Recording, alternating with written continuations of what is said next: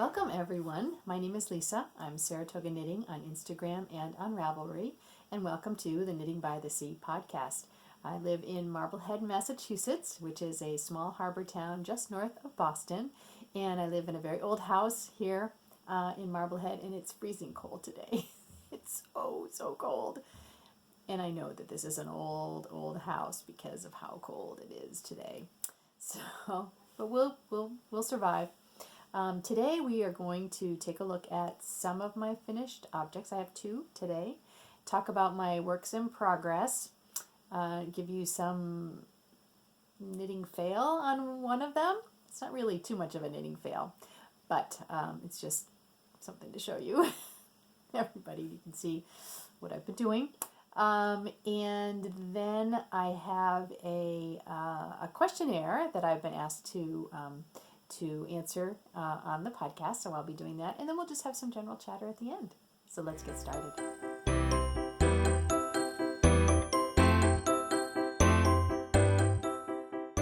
Finished objects. What have I been working on? Well, I've been working on quite a few things, but I have finished two objects. It is Christmas week, or the week after Christmas now, so I didn't really do any Christmas gift knitting this year. I didn't do any Christmas gift knitting this year, actually, for family here. I did some things for my nieces and nephews, but those were done and sent off a while ago. So I actually have the week off because I work at a college in Boston. So we are off. They close everything down between Christmas and New Year's, which is really phenomenal. It's such a treat. Oh my gosh, such a treat. So I don't have to go to work every day. Sophia, of course, has to go to work every day. It's been really fun in the morning saying goodbye to her. And it's been so cold that I've actually driven her down to the bus stop a couple of times. But that means I've been able to finish up a couple of things that I've been working on and start some new projects and make some plans. And so it's kind of been an exciting time. The first project that I finished is the Norwegian Ridgeback headband. And this is by Sarah Losey. And Sarah is part of our Hufflepuff family over on Loops. But Sarah also lives over in Salem, so she lives, or in Lynn. She lives in one of the next towns over from here. So we have gotten together before, so it's really kind of fun to knit a project for someone a designer that I actually know. But isn't this beautiful? And it really has these mock cables, and it has these little ridges, so it kind of looks like the Ridgeback, the Norwegian Ridgeback, the dragon, I should say, in Harry Potter. And yeah, it's really great. And I knit this with some really beautiful soft, I think this is alpaca yarn that I got in one of the packages that I received for Get Your Wishes, your Yarny Wish Granted as well. And it's super soft. It's great. And like I said at the beginning, it's been so cold here that I've actually been wearing this inside the house downstairs. It's that cold. Sarah is, I tested this for her, so it's not quite out yet, but it probably will be in the next couple of weeks, and I really recommend it. It was really just a fun, quick little knit, and it fits beautifully, and it's a great little thing to keep your head warm in our winter weather that we're having here on the North Shore of Boston. So I'm really happy with that. So that's number one. Number two is the Devil's Snare. So everybody is familiar with the Loops Harry Potter Knit Along, which is October, November, and December every year, and I'm one of the moderators on that group. And our project, we have a main project each month, and my main project this time around for December was you had to knit a project that reflected the head of your house. So I had Professor Sprout as the head of Hufflepuff House because I'm in Hufflepuff. And so I decided to knit the Devil's Snare hat by Sarah Stevens. I've knit this before using Loops yarn, and here it is. I think I showed this the last time. And it's just, again, it's like a little bit of a mock cable pattern going on here. And it's just a beanie. You can make it long and slouchy if you want to. But I really like this. I like the way that the Loops yarn kind of, it's not striped yarn really, but it kind of did a nice spiral up the hat, which was really cool, and I really like these. I think this was platform 9 3/4 colorway, And I really like the way I really like the colors and the way this came out. I like the pattern. It's easy. I actually did this a lot of this on the bus in the morning because I have a usually about an hour and a half commute into Boston every day. So this was really nice bus knitting. So those are my 2 completed objects this time around, and I'm very happy with both of them. So now let's move on to some works in progress.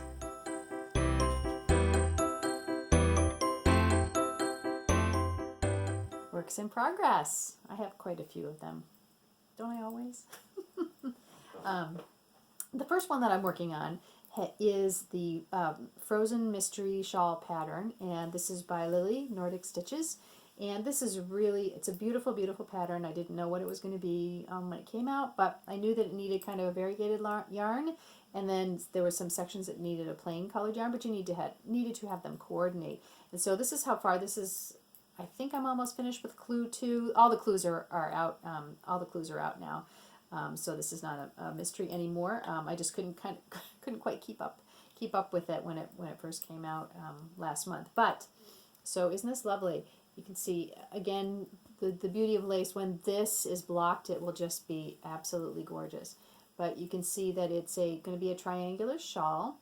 It has the ridge going right up the middle, so you're increasing stitches on either side of the middle, and then you're increasing stitches at the end of each row as well. And this beautiful yarn is from Carol, Foster Sheep Farm. Once again, this was a gift to me from Andrea, Adirondack Knitter, again through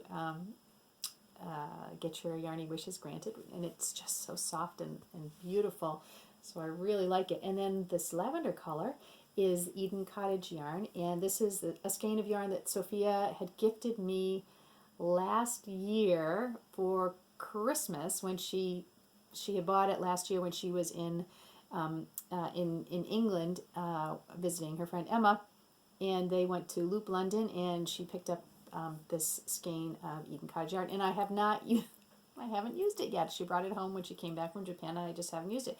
And I just thought I pulled it out, and I was like, oh, what am I going to choose? What am I going to, pair with this? I was thinking maybe some cream color, but then I found this, and I was like, wait a minute, that is going to be beautiful and gorgeous. And I am really, really happy with the way this is turning out. And I think for the rest of the pattern, you basically are just repeating these 2 sections all the way up to the end. And I think it's really going to be very, very lovely. It's knit using a chart. So I don't know. Some people like charts, some people don't. I really, really like charts. I seem to be I'm pretty much of a visual knitter, I think, so I don't like so much patterns that I have to read every row. Having a chart for me is great, and then having sections, and Lily has done this on her pattern where she has sections that she shows you what the repeat is, so it's great. Once you start at the beginning of the row and get to that point where the whatever 8 stitch repeat is, you can just fly, because all you're looking, you still have the whole chart in front of you, so you can certainly see it, but all you need are those 8 little stitches in the middle. And I love that about charted patterns, because it's so much easier for me, and I assume for other people too, it's so much easier for me to count 8 stitches than some huge number of stitches where everything is changing all the time. So it's really been a joy to knit, and the yarn has just been a joy to knit as well. It's super, super soft. Both of these are super soft, and I'm just really, really, really enjoying this, knitting this on my little break. So that's my first one. Super happy with that. And then of course, every year we participate. Sophie and I both participate in Little Bobbins Christmas Eve cast on for a pair of socks. Sophia actually didn't cast on for a pair of socks this year. She cast on for a cowl instead, because that's what she wanted to make. That's perfectly fine. I, however, did cast on with a pair of socks, and I have this gorgeous yarn, which is actually from Knit Picks. I think this is Knit Picks. Stroll fingering, perhaps, but this was a gift also through Get Your Yarny Wish Granted. But this was from Sophia's friend Emma, and my friend too, and she sent me this beautiful skein. So you can see all these really great colors in it. I love it. I love purples, and I think this is really great. And I decided I think right before I wasn't sure what I was going to do, whether I was just going to do, I always say I'm just going to do a plain vanilla sock. I'm just going to do that. And then I never end up doing that. And what ended up, what came to my attention right before Christmas Eve is this new pattern called Spiral Socks by La Maison Rililie. And it's on Ravelry. It's a free pattern. I think there was some controversy because the designer put it out. It's just kind of a rework. She found this pattern basically in a vintage knitting book, and then she kind of reworked it. And it's in a PDF form, but you can't download the PDF. But whatever, you can just pull it up if you've got your got your iPhone or your iPad or your phone. You can just pull it up and look at it. You can't actually download it. You can take a picture of it so you have it. I mean, it's really not a big deal at all, and I think it's a really interesting concept. So this pattern is basically going to be a spiral. So here's the yarn. I started the toe, and I'm up to the very beginning of the patterning, and it's really simple. It's a is it 1, 2, 3, 4, 5? I think it's a 6-stitch repeat. I forget right now, but it's basically three, maybe it's 5. It's 3 knit stitches and 2 purl stitches. It's a rib pattern, but what this is going to do, every 6 rows you move your rib over one, and so the texture is going to spiral all the way up the socks. And because it's spiraling all the way up the socks, you don't have to do a toe because you don't have to do a heel because the rib is going to pull into your foot. So basically, you're just going to knit a tube. So this is great. This is the kind of thing a lot of people do for kids. I've never just done this. I always do some type of a slip stitch. A short row heel, which is really fine. But I was like, I'm gonna try this, and if this works, it's going to change my knitting, my sock knitting mojo forever. Because if I could, of course I'll be knitting socks with heels and one again. But this might be a really great go-to. So really, you just need to keep on knitting this, and all you need to just keep track of how many rows you've done. And once you've done some, you'll be able to see exactly where you are. You won't even need to refer to the pattern. And you just want to knit it long enough. And since they're toe up, you just knit it. You can try it on anytime and see how far up you want your cuff to be, and then you just add a cuff to it, and you're done. So I'm super excited about this. I really like this concept. And I'm up for trying something new, even if it's old. So I'm really looking forward. To this, and we'll see. I'll keep you posted and see how it goes. But yep, again, Spiral Socks by La Maison Rililie. So awesome. Really excited about this. This is my Christmas Eve cast on, and then I haven't done much work on it because these will be my bus knitting when I go back to work next week. So. Loving that. And then I have done some work on my Moonglow, which is by Jana Huck, which also is a beautiful. I love this pattern. I'm so enjoying this pattern. I'm just enjoying it. That's all I can say. I'm just totally enjoying this pattern. It's a shawl that is going to have like 2 wings on it, so it's kind of almost a crescent shape, but it looks like the keys on a piano, really, and it is just gorgeous. I'm not even at the halfway point, but I'm almost there, so you can see. So it's going to kind of curl. Let's see if it kind of curls in that way, and then you're going to have this one big wing, and then it will curl around the others when I start to do the decreases. So I'm still in the increasing portion, but look at that. Look at the texture. It is so nice, and it is so much fun. It's so much fun to knit. Because it's really knitting. There's you're going back and forth, so you're knitting on both sides to get these lovely ridges, and it's really just it's so easy and so intuitive, and it just kind of flies. It's great for TV knitting, I find, and I'm using worsted weight wool. I think I said this before. The pattern is actually designed for fingering weight, which would be beautiful in fingering weight, but I'm also going to do it. I've decided to do it in worsted weight yarn, which is perfectly fine because it's going to be nice and warm and squishy, and I'm so loving it. I just think it's really great. I love the way this love the way this looks, and I'm really enjoying this. So I highly recommend it. Now, come to the next project, which is the, I don't know how to say that, is an Engi sweater by Jennifer Steingass, and it's a gorgeous, gorgeous sweater. It's a Norwegian type sweater, so it has the yoke pattern in it, and then it's obviously just, you know, arms and you knit down, and it's really interesting construction because you are starting from the yoke and then you're knitting up. So you're going to start here, and then you're going to put all this in, and then you're going to flip it around because you're using a provisional cast on, and then you're going to flip it around, and then you're going to knit down, and then you knit the sleeves. So it's really interesting. And then she also has this really great concept, and again, boom, you know, duh, why didn't I ever think about this? But you know, when you do a provisional cast on, so basically a provisional cast on is that you are using some waste yarn because you're going to come back and you're going to have to pick up those some live stitches. So in this case, I'm knitting up, but I'm going to have to flip it over, and then I need live stitches to then knit down. So I need somehow, I need some way to keep those live stitches there. So provisional cast on, you use some waste yarn, and you either, I think you can crochet a chain and knit into that, and then zip out that chain when you're done. There's a couple of ways. To do it.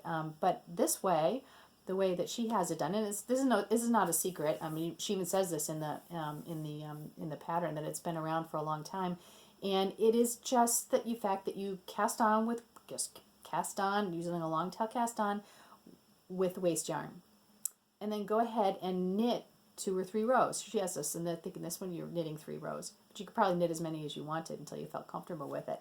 And then you switch over and you start using your actual yarn for your pattern.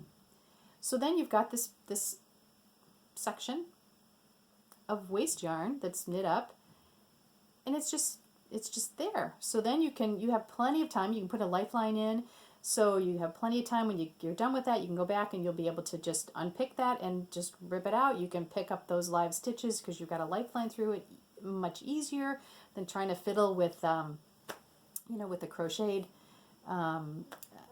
a crocheted chain that sometimes doesn't always rip out the way you need it to. And I was like this is genius. This is genius. I was really excited about that. So I'm in the process of beginning that. And then I did a gauge swatch, so I don't have that with me, but I knew I was getting the right number of stitches per inch that I was supposed to. And I'm using Knit Picks yarn, and also some of my hand spun that was left over from when I did the Hansel, the half hap. And so I'm really excited about starting this. Plus, it was gifted to me by Patricia, and of Knitography. And so there's just so much good feeling set up by casting this on. And this is one of my goals for 2018. Not that I usually have too many goals, but one of my goals is really to I just would like more sweaters. I have several sweaters, but I would like them more. And I like knitting them. I just get caught up in knitting shawls and socks and cowls and other things. And so I really want to spend some time this year knitting on a sweater. And so I think what I'd like to do is to have a sweater on the needles all the time, along with other things that I'm working on. So this is going to be my first one. And I cast on the waste yarn for it like maybe 2 days ago, and then I got going and everything was right. You have to cast on quite a few stitches because you're casting on at the bottom of the yoke, and so you're going to have all the stitches for your body, plus you're going to have stitches that are going to be hanging out there that are going to turn into your arms. It just feels like a lot of stitches. It feels like a lot of stitches, and so I chose what I wanted to do. And then I went merrily on my way, and I must have miscounted.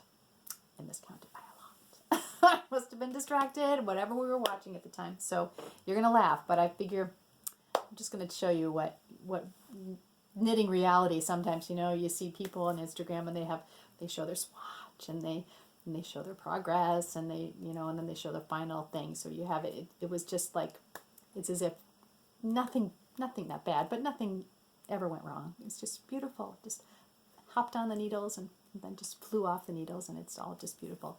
But the reality is stuff like this. my God, I thought Sophia was going to have a bird when I showed her this. And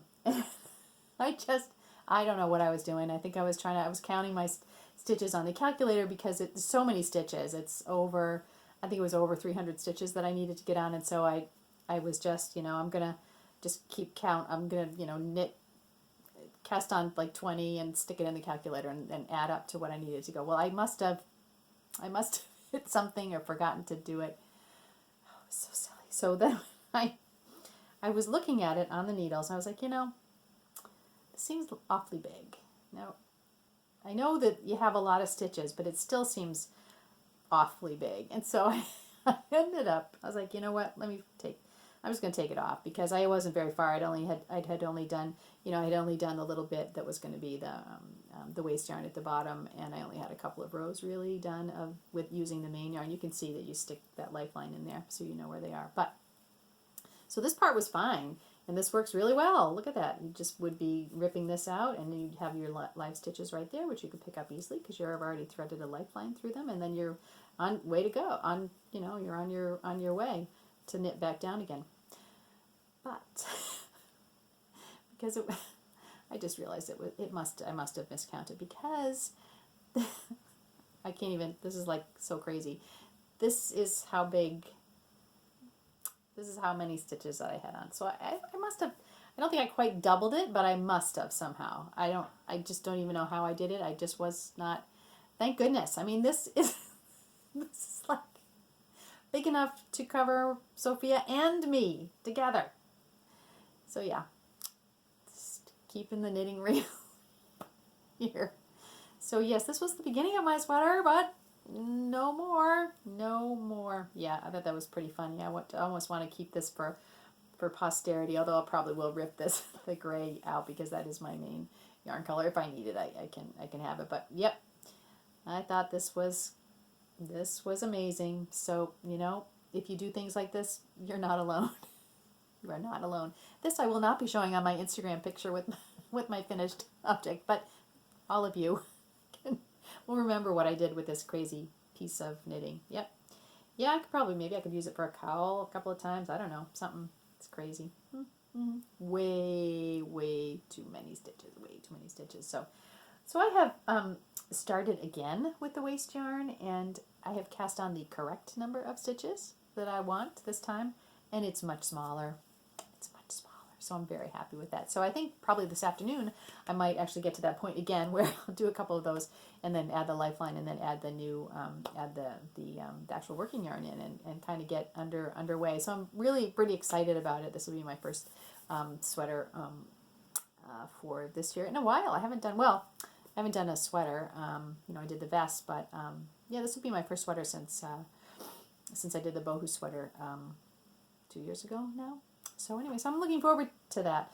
So yeah, that was kind of my knitting fail for the week, but we have it corrected now. So I think I'll be on my way. Hopefully next time I'll be able to show you some progress on it. So let us move on now to, I think I'll do the questionnaire that Maureen of the Victorian Studio podcast asked me to do. So we'll move on to that.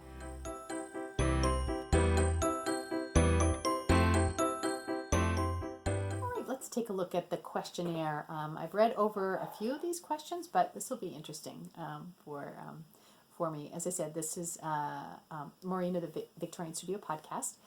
She answered these questions on her last episode, and then she tagged me to answer some of these questions. And I've seen these kind of go around, so they're really actually kind of interesting. And it's funny to read them because I think that most of you probably know some of these things already, but maybe not. So I think this will be a fun thing to do. The first question is, who are you? Well, of course, I'm Lisa, and I'm Saratoga Knitting, and that's on Instagram and Ravelry and everywhere. Really, you can find me as Saratoga Knitting. The name is because I was born and grew up in Saratoga Springs, New York, and then I think back in 2003, we were living in Florida, and we ended up moving back to Saratoga. My family is still there, and we moved back to Saratoga, and we lived on the same street as my parents, my brother, and his family. So when I was living there when I first got onto Ravelry, which was way back in the beginning, which was 2007, and I didn't know what to use I didn't even know what a Ravatar was, and so I just chose, I was like, well, I'll just use Saratoga knitting because I thought that was kind of interesting. So probably people, I suppose that's a good thing because people probably are like, I don't even know what that word means or what it is, but that's what it is. It's the name of the town that I grew up in, and where we lived for several years. Let's see. Question number 2. When or why did you start knitting, crocheting, spinning, or weaving? I think I probably started knitting. I probably was, when I first knit something, I probably was around 8, maybe, or 9. My grandmother, who I've spoken about before, was a phenomenal knitter. She knit all the time, so I never thought about it as anything. I don't know. I guess I didn't really see her knitting very much. She didn't live with us, but we always got knitted projects from her, and my brothers she'd always ask my brothers, if they wanted a sweater and what they wanted on the front of it, because she would do a lot of intarsia stuff. She made argyle socks for my dad when he was young, so she was a phenomenal knitter, and it's always been somewhat of a regret of mine that I kind of came back to knitting probably in my, I'd say, early 20s.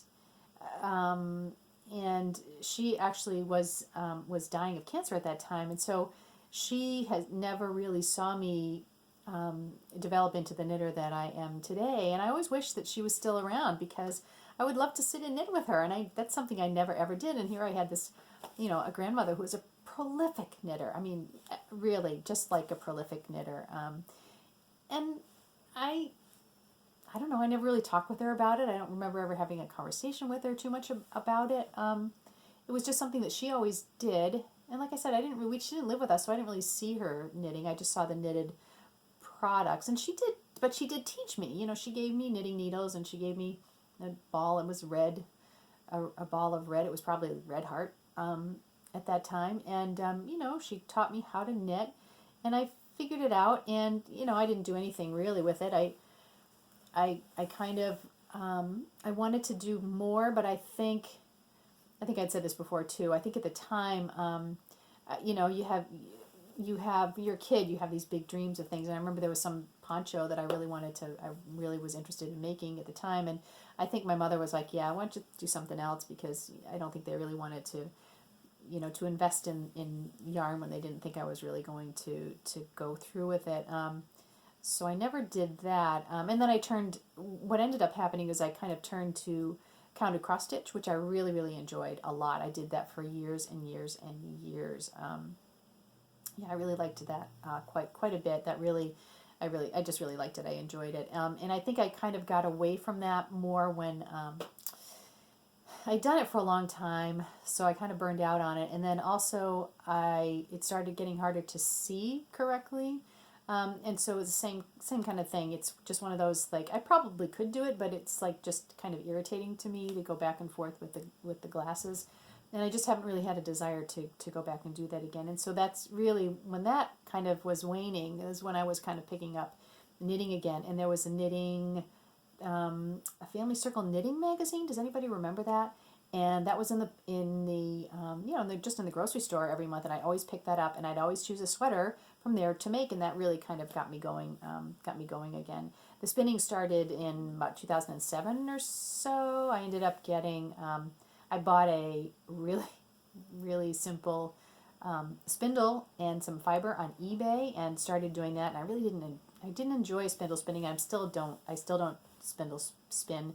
And one Christmas, that Christmas, my husband ended up getting me a series of spinning lessons for a wheel, and then part of that was at the end of the lessons I could purchase a wheel. So that kind of opened up my whole life as far as spinning is concerned. Taking the lessons was the best thing I ever did. I don't know that I ever would not that I'm an expert spinner at all, but I know the mechanics of it. I know the mechanics of the wheel, and I just enjoyed spinning for my own enjoyment, and so that's really when that has happened. So probably around 2007. So probably about 10 years now. That's kind of hard to imagine. Question number 3: what is your favorite or proudest make? Well, I think I probably have 2, and the first is that Bohus sweater that I did, the blue shimmer. That was my Rhinebeck sweater for 2016, it must have been. Yeah, that was a black fingering weight sweater with patterned yoke. It was just beautiful. It took forever to do, but it was so worth it. And I think, of course, my second proudest make is what I made this past year, which is the Brunsfield vest by Ysolda Teague. And that was a full-on, well, you've seen it, full-on Fair Isle steeked pattern. I mean, it just hit all of my buttons, and it was really I mastered the steeking issue, and that was really something that was kind of like up there as a kind of a glass wall to break through for me. So I think that's really probably my proudest item. Number 4, what is your most disastrous make? Well, I don't even have this anymore, and this was pretty much of a disaster. And I remember, I think my husband and I were planning for his work. We had to go to France for a week. Had to go to France for a week for his work, but we did, and we were going to go to France. And I was thinking about knitting a sweater, and I found this sweater. It was probably the same kind of thing in that Family Circle knitting magazine, and it was mohair, and it was beautiful. It was this beautiful sweater. It was, this was back in the 80s, so I was kind of probably big in the shoulders, and it was just beautiful and fuzzy, and it was like this off-white color. It was phenomenal. And of course, I went to this little tiny yarn shop in Barnstable, Massachusetts, and back in those days, they didn't have much of anything. They ordered the yarn for me. They were able to find it. It was like $100 to purchase enough yarn for this sweater, and oh my God, I started to knit it, and it was a tangled mess, because you can imagine it was just this beautiful, like really fuzzy white. I mean, it was like, had I done it, it would have been gorgeous, but it turned into a tangled mess. If you made a mistake, you couldn't rip it back. You couldn't even tink back, because you couldn't really see where the stitches were. Oh, and to this day, I remember like bundling it all up, and I'm sure I just threw it out. I was so frustrated with the whole thing, and yeah, that was probably my biggest disaster. Number 5, do you have a favorite place to buy yarn or fiber, online or local? Well, I think that I have a couple. Of course, right here in Marblehead, we have Marblehead Knits, which is a great little store. I love going in there. It's literally around the corner here. It's like 2 blocks away, which is a good thing or bad thing, but it's great. It's really a sweet little store. They carry Little Bean Crochet. They carry Kayleen's yarn. They just carry some really interesting yarns there. Sylvia and I just love to go in there. Just like, let's go to the knitting shop this afternoon. So that's my first probably go-to place. Then I also really like to shop at the Woolly Thistle, which is online. Claire, the Woolly Thistle. So she imports British yarns. So that's really exciting. If I'm trying to look for something in particular that's a British yarn, it's just easier to get it from Claire than to try to order it from overseas. So I really like to shop with her. And then I also shop a lot at Knit Picks. So if I'm doing a large project, say for like the sweater that I'm going to do, it takes a lot of yarn for the main part of the body. So I got some Knit Picks wool. So it's wool. It doesn't have any acrylic in it, and it's it's very nice. It's from Peru, and then I'm going to add the specialty yarns up in the yoke. So I'm adding yarns that I spun, or so I have some special alpaca that I purchased. So I'm going to add to that. So usually I do like to, if I'm looking for a large project, and you can find yarns that are really good quality at a good price from Knit Picks. So probably those are my my 3 go-to places if I'm going to purchase yarn or fiber. Let me see. Number 6. What's your most used or most loved pattern? I think probably my most used pattern is a pattern called Roz's Socks. Socks I've knitted before for a project during the run of the podcast, because it's a brioche rib pattern, and I've said this before. It was knitting brioche before I knew what brioche was, or before brioche became really super popular. So that was really fun. I really like those socks because it's a really easy ribbed pattern to memorize. And then my other project is, there's 2 other ones really. I like the Stripe Study shawl by Veera Valimaki. I really like the way that contrasts and the shape of it, and it's so big, and I really like that. I've knit that up a few times. And then I've also knit the Hitchhiker by Martina Behm several times. I really like that as well as kind of a one skein project. Yeah, so I think those are my most used patterns. Number 7, what's your most dreaded knitting, crocheting, spinning task? I think probably my most dreaded task is actually taking my completed and plied yarn off of the spinning wheel, the bobbins, and onto the nitty knotty. I've shown you the nitty knotty before, but it's a piece of wood with the top piece here and then the top piece at the bottom, and it's how you skein yarn. So you're twisting it and you're making one big loop. And the one I had my dad make mine actually, and it's 72 inches. So when I go take the yarn from the bobbin, the completed yarn, and run it around the nitty knotty, I know that one fiber, one piece of the yarn is 72 inches long. So that's how I know how much yarn I have in a skein, because I can just count the number of times it went around, and then I just multiply that out, and so I know the length of the skein or how much yarn I have in the skein. And the nitty knotty is great. It's great, but it's just annoying because you're holding it and it's awkward because you're going back and forth, and if you have a lot of yarn on your bobbin, you're doing that for a long time. So although I love how it works, I think that's probably my most annoying piece of knitting or spinning. Number 8, what's my favorite task? I think my favorite task is probably knitting from a chart. Like I said before, I really enjoy charts. They're kind of my thing. I like doing them. I like ferrule charts. I like lace charts. So I really like working from charts. So that's probably my favorite. Number 9, what's your favorite crafty entertainment? I would have to say watching podcasts. I really watch podcasts quite a bit. I love to get up in the morning and have a cup of coffee and then watch either some or a little bit of a podcast or two. This month has been great. It's been a little overwhelming, I will admit, but with the Vlogmas, I started out gung-ho, and then I kind of weaned it down. I really watched Kate of Hawthorne Cottage Creations, and I watched Lily of Nordic Stitches pretty much every day, and then I would intersperse it usually with a few others.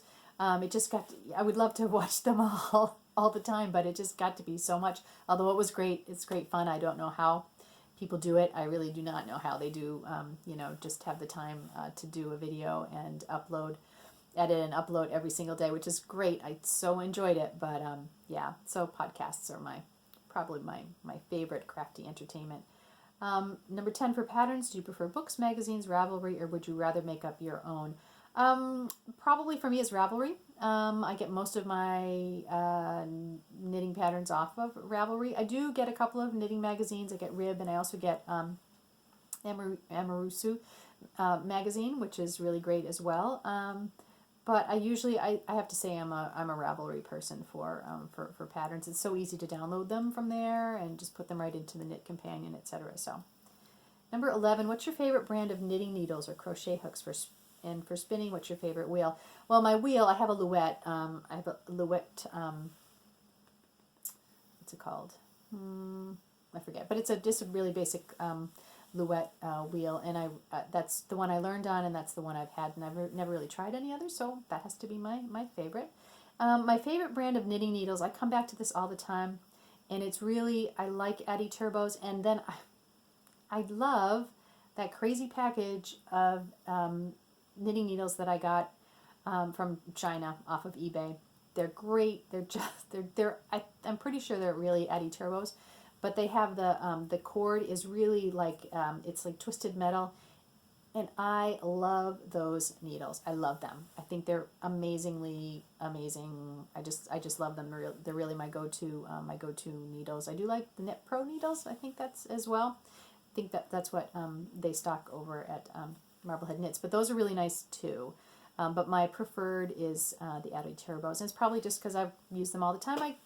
Sometimes I'll use wood, but most of the time I just go back. I really like to use my my metal needles. So those are them.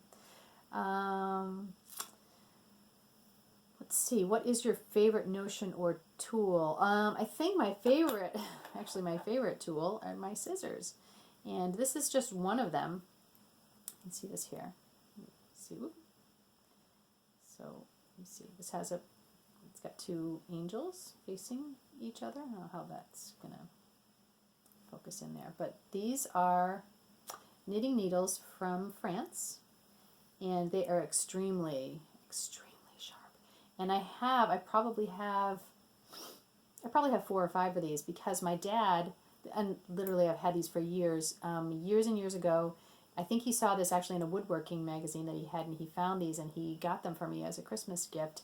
And they are so, so wonderful. They're so, so wonderful. And each one is different. Like there's one that has a bunny rabbit here. I forget what they all are, but they're just, I have them all over the place. I have them in my notion pouches.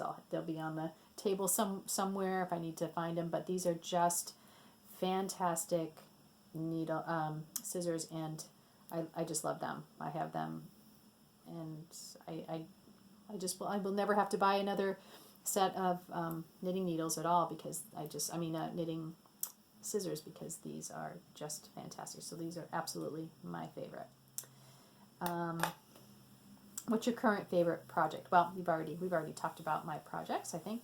Favorite place to knit, crochet, spin in public. I don't really spin in public just because I have a wheel. So my favorite place to knit is probably on the bus. That's where I knit. People probably see my face and like, oh, that's that lady that knits on the bus. So yeah, probably the bus. And let's see, what is your favorite fiber arts book? Oh, I was thinking about this today, and I have a lot of fiber art books or knitting books, whatever, but I think probably, as you can probably see, this has kind of been dog-eared quite a bit. So it's Elizabeth Zimmerman's Knitting Almanac.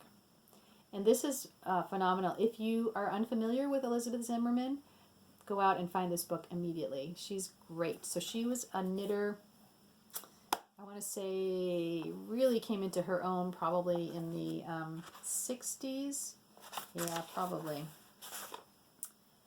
70s, probably the 60s and the 70s. This was originally published in 1974. And she was she was great because she gave knitters at the time, said just do what you want. Do what you want. You don't really have to follow a pattern, or you can follow a pattern and kind of make things up. She's all about the garter stitch, totally all about the garter stitch. But she just, I think she started doing a newsletter and just became the knitter extraordinaire of that particular time in this country, in the U.S. And this book is great because it's an almanac. So she has 12 projects here, and she has a story about each project and each time of the year that she did it. And there's just there's a wonderful story for each particular project. And then she has the pattern for the project here. And she's one of those people, then when, this is an old-fashioned knitting pattern. It doesn't give you all the instructions that you might get today. It doesn't hold your hand. It expects that you know how to do certain things and kind of walks you through it and kind of let you go from there. But Elizabeth Zimmerman's Knitting Almanac, it's a great read. It's a great book to have on your knitting shelf. Let's see. Do I have any other hobbies? Well, I read a lot, so I like to read. I don't think so, because I have a family, so we do a lot of cooking. I do exercise. I need to do more of that. But I do exercise. I use the rowing machine, the erg, 5 days a week, sometimes maybe 6, but I really like to do that. And Instagram, I don't know if Instagram counts as a hobby, but I really like it. I love taking pictures around in Marblehead, in the town that we live in, and we really have a lot of fun with that.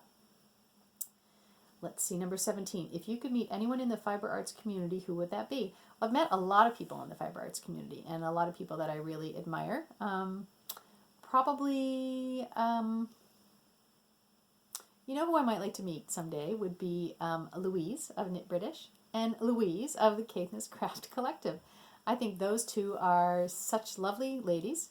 They are so knowledgeable about what they do. Louise of Knit British is just a champion of British yarn and British breeds and local breeds and knitting with local wool. And she just, she does the Podcaster Lounge at Edinburgh Yarn Fest, and then she's great friends with Louise of Caithness Craft, and Louise lives way up in Scotland, and she's got a family. She's a runner. She has an audio. They both have audio podcasts, And, you know, Louise is just so funny. She just is just very self-deprecating. You know, she's like, this is it. This is what I do. I do some silly things sometimes, but this is what life is like. And she's just very, very, very funny. And I would love to meet both of them someday. Let's see. Which do I prefer, knit or crochet? Knit. I can crochet, but and I did when I was a kid quite a bit. That I did crochet along with counted cross stitch. I think one of my biggest projects when I was a kid was I ended up, I was probably older. I was probably a teenager at the time, which is why they let me do it. But I got this.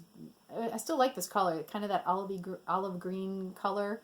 I'm sure it was totally acrylic, but I made a granny square blanket for our couch, and it was actually pretty elegant because it was just in this one color against whatever couch that we had. But that was really a lot of fun. I remember enjoying that, and it was nice because I could just sit down and do one or two at a time. Let's see. Would you rather weave or spin? Well, spin. I've never woven. I don't really have an interest in weaving. I think maybe my sister-in-law Tracy might be interested in weaving, but weaving's not really something that I've been interested in. Let's see. Do you prefer color or neutrals? Probably color. I think I knit more color pieces. I mean, I like some neutrals with a pop of color in there, but I probably knit more color. And then the last question is sweater or socks? Well, socks, but I want to be more sweaters. I've knit, I don't even know how many pairs of socks over my time. I've knit a lot of, like, more socks than I need, really. More socks than I need. I really need to cull through my sock collection and see what's really worth keeping. And I love them. Don't get me wrong. I do love them, and they're such an easy project to take on the bus. But there comes a time when you need to kind of branch out a little bit more. So I'm thinking, I do love socks, but I really want to love sweaters now. So we'll see how 2018 goes. So hopefully you learned some things from that. If you have any questions about anything that I talked about in this questionnaire, just let me know, and I'd be happy to answer them the next time around. All right, so now let's move on to some chat.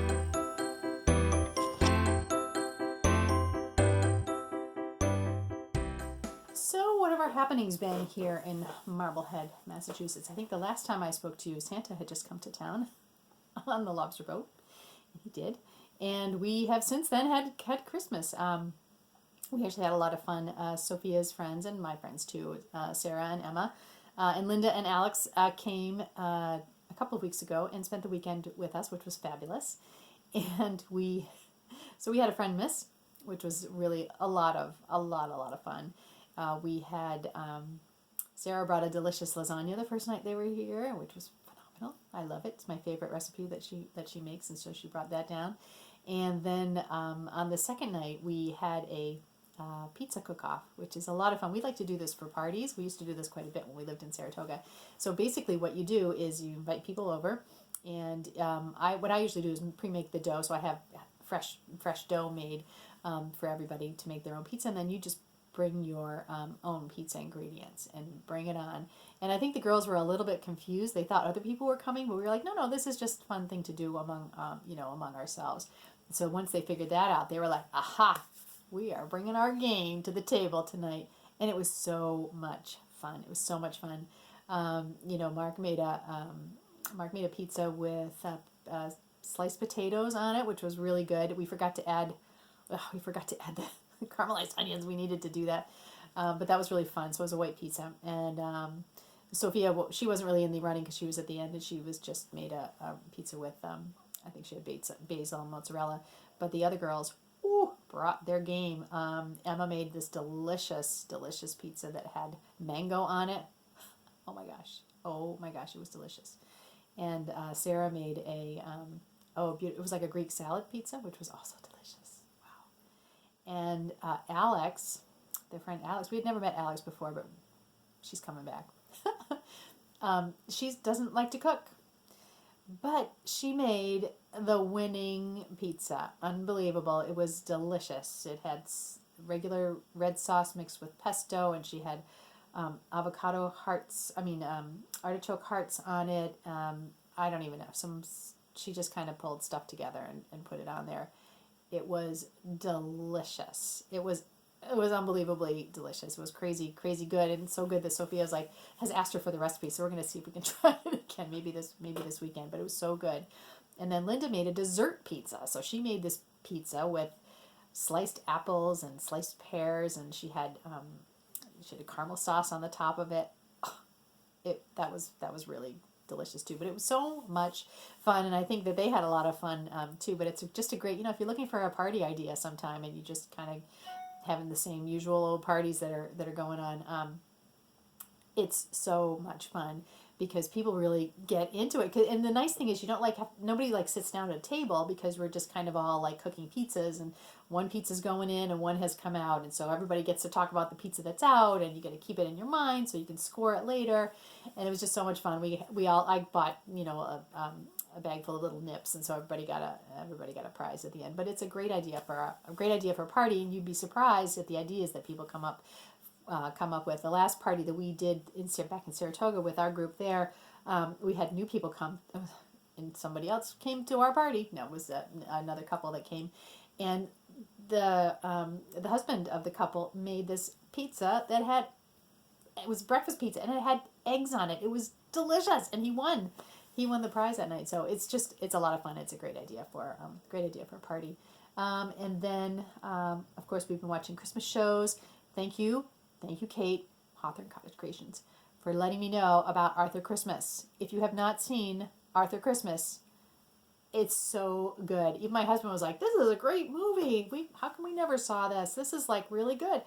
And it's an animated film about Arthur Christmas, and I can't even tell you, it's so good. It's so funny, and it is one of our go-to things from now on. We watched Rudolph. We watched The Scrooge with Albert Finney, which is our favorite. We watched It's a Wonderful Life. We watched The Bishop's Wife, another good movie that a lot of people don't necessarily know about, but The Bishop's Wife, it's got Cary Grant in it. It's really, really, really, really good. Look that one up too. So we've been watching all the Christmas specials, eating all of the Christmas food, having eggnog. Way too much eating going on, but it's been a lot of fun. And we had Christmas at Mark's parents' house again, which was lovely. And now we just kind of get to relax a little bit. This week, my husband, so cute. We, he does photography as a hobby right now, but he also has the drone work that he does for as part of the architecture business, and he's going to be he's probably going to set up a company this coming year, but he's probably going to do some drone photography for sailing here around in this area. So go up during races and take pictures of the different boats during races, on a commission basis. So he's looking forward to that. So we've been just talking about marketing that kind of a thing, and just the different programs and things that are out there. And he knows that Sophie and I are always on Instagram, so he's been asking about that. I'm like, well, you can be on Instagram. Just set up your Instagram account. So we just set him up a personal Instagram account, and this week, and he has been putting pictures up. He does really nice work. It's really interesting for me to see because I said before I got him all these crafty classes, but he's really taking it very, very seriously, and it's really amazing what you can do. That you literally have to take. You got to take 50 pictures before you come up with one that's good. That's what what you wanted. And who knew? I had no idea. I don't know anything about photography. So he's really been having a lot of fun. So he takes pictures all over Marblehead. So we set him up with his own account, and I'll put that here on the bottom. So feel free to go find him and follow him, and you'll see some really beautiful pictures of where we live. And it's just so much fun for him to to kind of see that, and he's like, how many likes did I get on my picture today? And it's really fun. Instagram's a great thing to do, obviously, for a photographer or for anyone. But this is just his personal pictures that he's been taking. So, like I said, feel free to find him and take a look at his pictures and give him some likes, because he'd be so excited about it. So I have this week off, which is wonderful, and I'm really looking forward. We've been doing some house things because it's freezing. It's like it's below freezing here at night, and then it's been, I think today the high is maybe going to be 3 degrees Fahrenheit. Yeah, it's way too cold, and this is a very, very old house. So yesterday I spent most of the day putting plastic up on the windows, and yeah, exciting stuff like that. But that's okay. At least I'm home to do it, and we are going to be having my in-laws over for New Year's Eve dinner, so we're going to make a couple of racks of lamb. So we have to take care of doing that tomorrow. And yeah, I've just been able to sit and watch podcasts and, make knitting fails along the way. It's all a learning experience. It's just knitting. It's all a learning experience, but really just enjoying the holidays and enjoying having Sophia here. It's been a long time since she's been here, and it's a lot of fun having her have to go to work this week and not me. I should show you. I don't even have it yet, but she got me for Christmas. I can't wait. It's from Blue Room Pottery, and she got me a handmade yarn bowl. Isn't that going to be beautiful? And they make them all by hand, so they're just by commission. So she has commissioned a beautiful yarn bowl for me, and I will receive it probably in a few weeks. So thank you, Sophia. Very excited about that. I've never had one. I've always wanted one. Never had one. Ooh, that'll be really nice. So I think that's about it from here. You'll probably see over the next couple of weeks we'll do Marblehead, probably like a lot of towns, but Marblehead will take their the Christmas trees that people put out in. They do a big bonfire down at the beach, and it's at night, and so it's a really cool thing. It's a yearly thing. They do it every year. It's yearly. And we've never been before, and we're going to try to go this year, so you might see some pictures of that. That'll be really exciting. Just really fun thing to do down on the beach, and gets rid of the trees, and everybody has a good time. So that's kind of interesting. So you probably will see some pictures of that coming up, and then it's just back to work.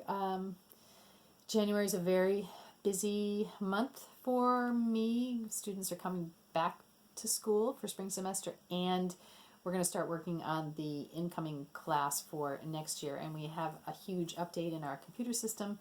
We have a new outside vendor that's going to be doing some of the paperwork that we have to do as an office, so that we're going to have to integrate that. So there's a lot of things going on in my office. So I'm anticipating that it's going to be pretty busy, which is fine. That's what it's all about. And Sophia's coming into a very, very busy period. She's already booked one trip to Japan, and she's got 3 or 4 more that she's working on itineraries for. So that's really very exciting. I'm very happy for her. She really likes this group that she's working with. So that's super, super nice. And I think that's it. It's just been a wonderful break, and I hope it has been for you. And I look forward to watching lots more podcasts as the week goes on here. So I guess that's it for now from Marblehead, Massachusetts. And remember, it's just knitting.